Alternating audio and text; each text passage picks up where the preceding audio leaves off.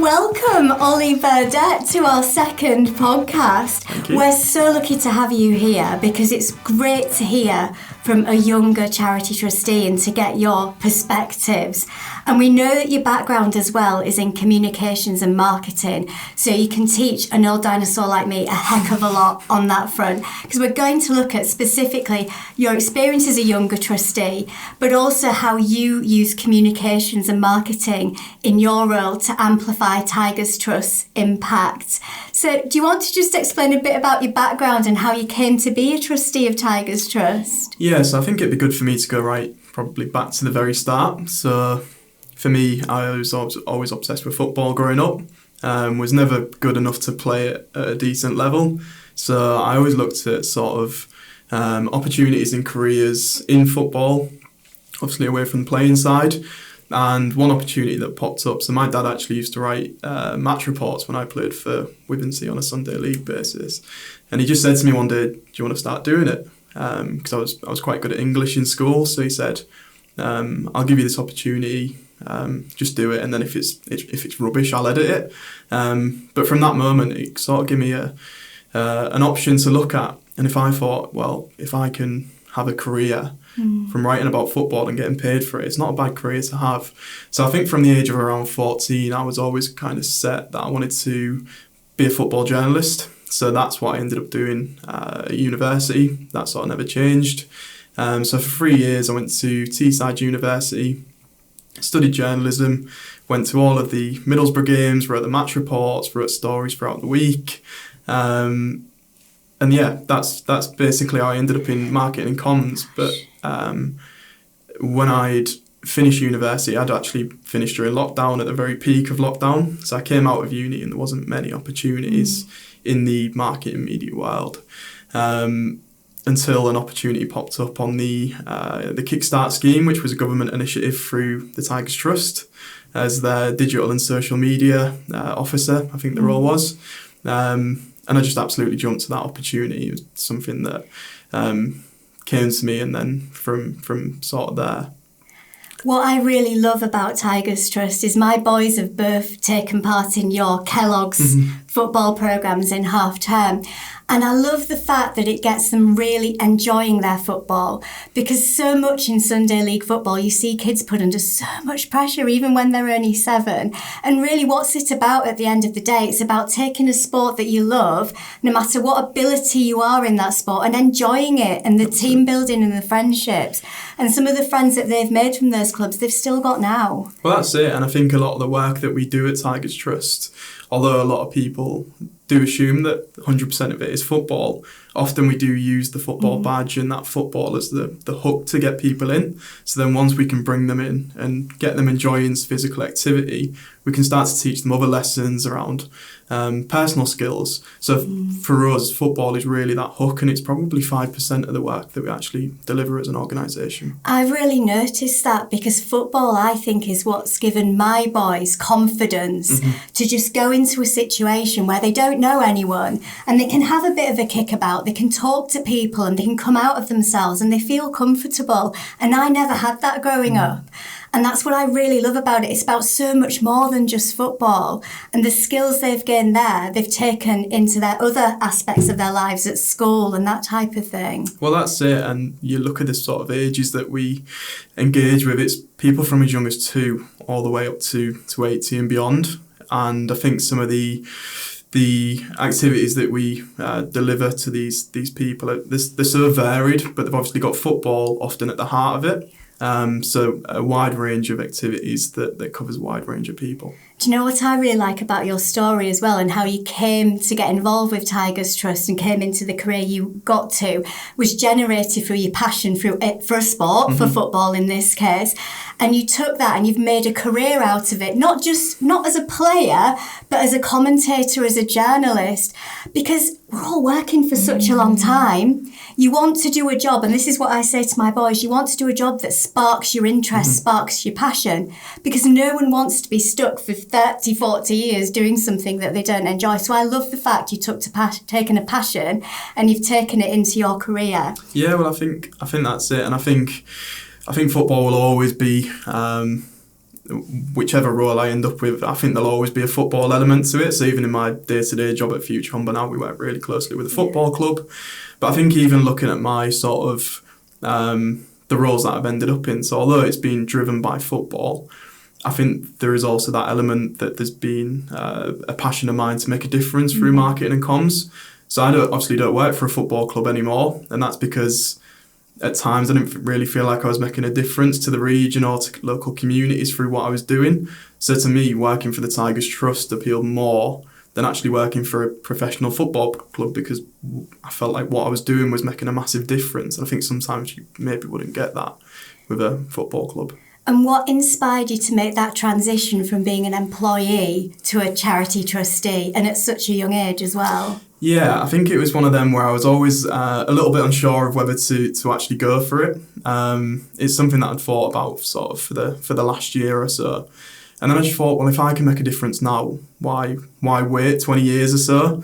For me, the Tigers Trust gave me absolutely everything. I walked into that organisation, a boy who wouldn't speak, and came out with a man who was really confident in his skills and ability. So for me, there's that element of being able to give back to the organisation that gave me absolutely everything.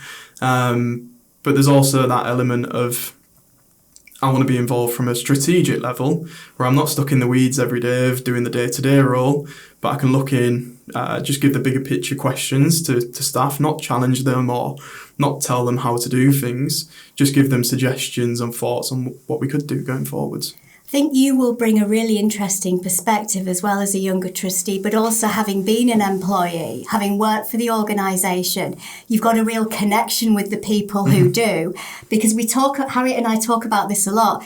In some charities over time, there can be a disconnect between the board and the organisation, not intentionally, but if the board's only meeting 3 or 4 times a year and they're not always having the chance to come in and speak to the volunteers, speak to the people doing it, it can seem quite remote. So I think you're able to really connect there with the organisation and its mission. Yeah, and I want to be the type of trustee that shows that visibility. Obviously, I can't be there day to day, but even if it's every few weeks where I pop in and speak to staff, I think there's obviously pros and cons to me having them good relationships with staff, because obviously there's certain boundaries you need to keep, but I think it's good for me to go in. So for example, I was there a couple of days ago where I was just speaking to staff on what's the culture like at the minute, how's the team feeling, how's the work going. Obviously, thankfully all really positive, but it's good to have that relationship, because I think they've got that trust in me because I worked there for 3 years and built that relationship with them, that they can come to me and just give me their really honest thoughts on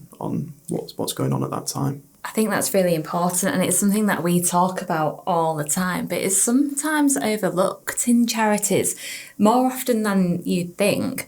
But you've hit the nail on the head earlier when you said it's the finding the balance of the strategic operation of the board and linking it with the operational side of the employees there, but maintaining those good relationships is really important in having a positive governance structure. I think it is, and it's also so important in terms of how you make your decisions as a board, isn't it? Because you're then putting the people at the heart of those decisions and the people who will ultimately benefit. Did you take part in Tigers Trust when you were younger? Was it running? Yes, I was actually a participant of their sessions, so I've really come full circle. So I remember when I attended their summer camps, I remember when they came into my school, and it's funny actually because one of the staff members who's still involved was the one that delivered sessions to me when I was 9-10 years old. So it's quite mad. I love that. And in terms of your role as a trustee, Harriet and I were interested in what do you enjoy the most about it? Good question. I think just being able to have that input and just being able to provide them challenges, because although a large part of being a trustee is all around the advocacy, there's certain times where you do want to challenge things to grow a little bit better. So one area that we're looking at the minute is how we look at our events, how we look at our different projects, and sometimes separate ourselves from some of the work that the other charities are doing, whether that's nationally or locally. So how do we put on an event that the region's never seen before? So really encouraging the staff to think big in what they can do, because we've got the resources to do it. So I think that's kind of what I enjoy. It's like I say, it's not being stuck in the weeds day to day. It's just being able to give them the tools and the frameworks, and just that confidence and belief that we can do big things. How did you feel walking into a trustees meeting for the first time? It was odd. I've never really had like imposter syndrome before, and I don't think I get that too much. But it's, for me, although it's really good being a trustee, I also see it as a massive development opportunity for me, because the rest of the board are incredible. Like, they're the ones that are giving me the confidence to apply. So I think there's that element where there's like, I know I'm not the finished article whatsoever, and I can learn. But I can learn off them. And like, even some of the questions I ask in board meetings and stuff, I think during the first one I was probably thought, is that a silly question? Whereas you soon learn like that we're all there for the same reason. We all want the charity to succeed. We all want the people to be at the heart of everything we do. So for me, if I can provide that value and impact, I don't really see it as a problem anymore. Yeah. I think being on a board is a brilliant apprenticeship, because I first joined a board when I was around 25, so not really young, but, you know, younger than I am now. And walking into that room for the first time felt so daunting to me, because it was a huge table and it was very formal. So the chair sat at one end and presided over the business, and it was Mr. Chairman, Mr. Deputy Chair. And I found it quite daunting, and it took me a while to appreciate that I was there for my knowledge and my experience just the same as everyone else, and my voice needed to be heard too.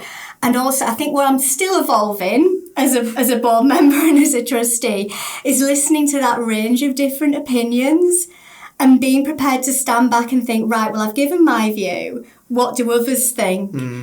But what I love about boards as well is when it is that intergenerational connection. Because I think you can have those friendships, you can have those relationships despite coming from different generations. And that's what makes the organisation thrive. Yeah, and you've said, you know, boards need appropriate challenge, and that's what makes Tigers Trust thrive. I think another important thing, and you talk about this quite a lot in trustee training, is trustees being prepared to have their minds changed, because you might go into a meeting and think, I want this to happen. But after, you know, discussion and debate and appropriate challenge, you might be persuaded otherwise, and that's not necessarily a bad thing. No, absolutely. And I think there's, even in the early days, like I only took on the trustee role a few months ago, and there's definitely been sides of that. So if we're looking at, we're about to launch a corporate partnership package, so that's had a lot of discussion to it, and there's thoughts that I've brought in that potentially aren't right for the organisation at that specific time. So they'll have the confidence and belief to challenge me, and I think that does link to the fact that I've built relationships with them as an employer. And I think, going back to what you said about, was it daunting actually going into that first board meeting? I think for me it was more daunting actually stepping into the office of the people I used to work with on a day-to-day basis, because I didn't want them to see me any differently. And like, it sounds bad, but like they'd come up and say, oh, you're one of the big boys now, and I hated it so much, because I don't think a trustee role should be like that. I think they should be there to provide the strategic support and give guidance, but I don't think they should be completely separated from the staff. Absolutely not, because there are so many charities out there where their trustees are doing incredible work, and all volunteers, which we must remember. But sometimes if you ask staff, if you ask volunteers who are the trustees, they don't always know. No, and I think I've been in organisations before where I've seen that.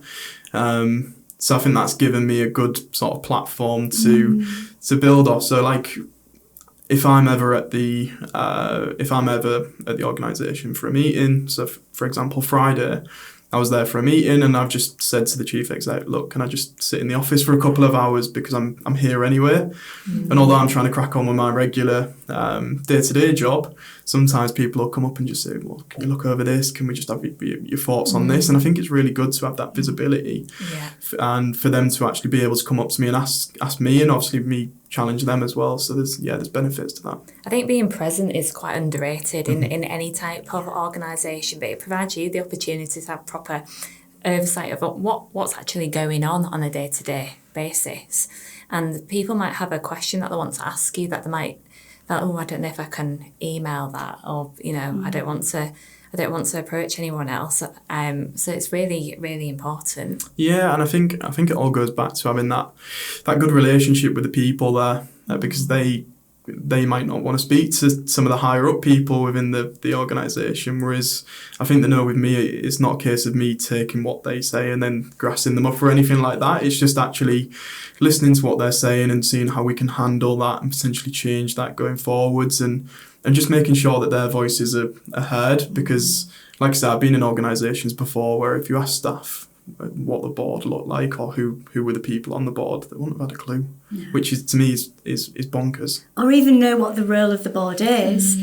And that doesn't help, does it? Because it's all about that connection and that between the board and the mission and the people delivering it and the people who benefit from it. Yeah, and I think with the board that we've got at Tigers Trust, there's a real variation of sectors and skills. So we've got marketing and comms covered. So we've got education, inclusion, healthcare, safeguarding, finance.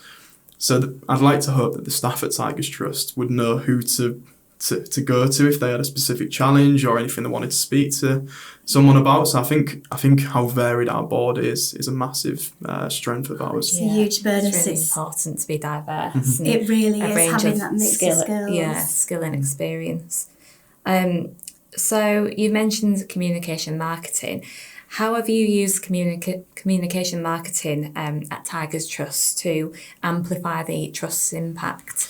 Yes, I think when I was at the Trust, it was probably, I shouldn't say this, but I think my job was actually quite easy in the sense that the stories were always there. We engage with around 30,000 people across Hull and East Riding and beyond.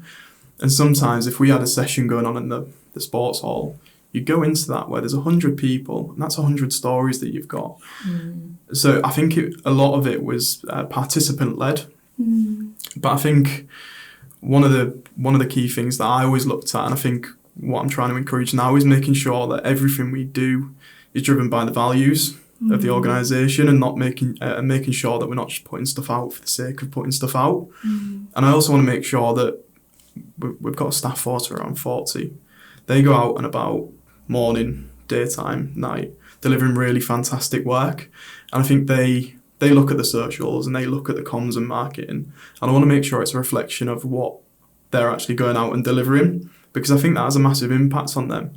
If they can finish a session, go home and actually see the impact that they've made, I think it really boosts the confidence and the culture within the team. And I think that's a massive underestimated strength of comms and marketing. Obviously, we always talk about it in an external sense and how people looking in see us. But I think sometimes we need to look more at the way that it actually affects the culture. And I think a lot of the stuff that I'm trying to encourage with the Trust now is making sure that everything that we put out is obviously a reality of the current situation. Obviously, charities are struggling. Our local communities are struggling. And as much as we want to see the happy faces all the time, it's not a reflection of what's going on.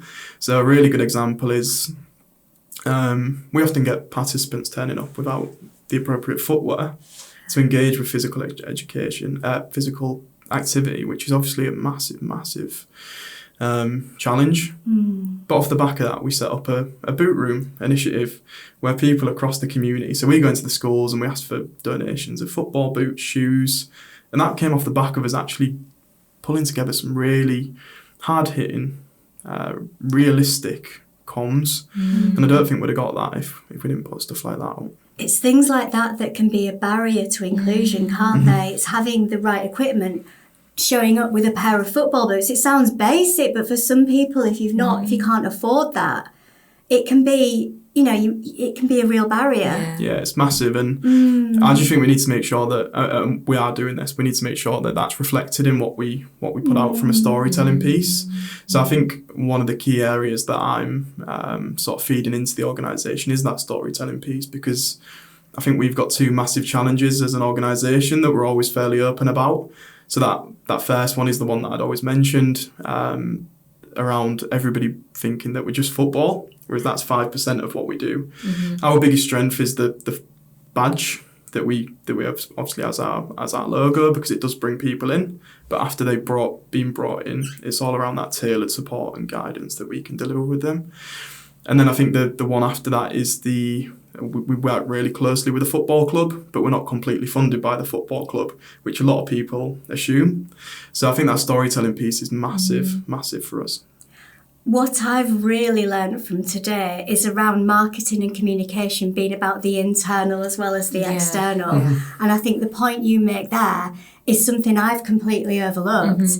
And you're right, it does set the culture of your organisation. It is the thing that people look to, isn't it? Yeah, and I think even from when I came into the organisation as that employee on the Kickstart scheme, a lot of the staff said to me that the comms at that time probably didn't reflect the work that they were doing in the community. Like I say, 30,000 people were engaging with, and they were saying it wasn't reflected. So I wanted to make sure that it was, because it's such a massive story to tell, and I want to make sure that it's told right for them. So I'd often speak to staff, I'd often speak to participants, and then the content and the comms and the marketing would be led by that. Because otherwise, I'd just be putting stuff out for the sake of putting it out. Like it's all well and good putting a picture of a session that's had 80 people turn up. But what's the story behind that? What is the story behind that? It's being able to show the impact, isn't it? Yeah. Thank you so much, Olly, because I think I've learned a heck of a lot from that as well. And I know that you'll continue to use your role as a trustee to sort of support and develop others, but you make a very good point as well about it helping to develop you in your career and your role. So thank you ever so much. That's okay, thank you. Thank you.